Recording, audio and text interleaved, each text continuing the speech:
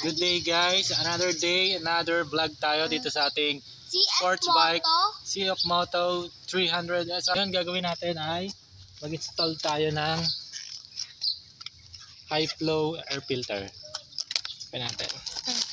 At may sabit Ayan, din guys. So tanggalin lang natin tong ating air filter dito sa ilalim ng seat. Ayan. Ito lang siya guys ha.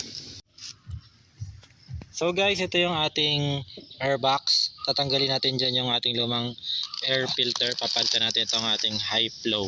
Ayan, bagong bago yan guys. Tama. So tanggalin lang natin itong mga tornilyo dito. 4 lang naman yan. Gamit ang ating screwdriver. Lagyan mo yung sabi-sabi yun. Okay, tutok mo dito. Lock mo rito sa screw na ito. Dito. So guys, tanggalin na natin ito ating airbox cover. Ayan. So ayan na nga, sobrang dumi. Grabe. Papalitan natin siya ng bago ngayon.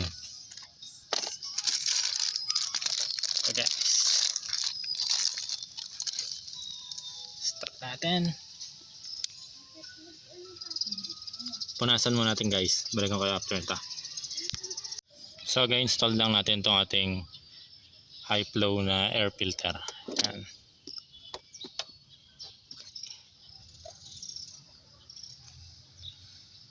Then itong kanyang cover. Ayan. Then i-screw lang natin ulit yung. So guys, tapos na natin install yung ating aftermarket na high flow air filter. So start natin yung bike.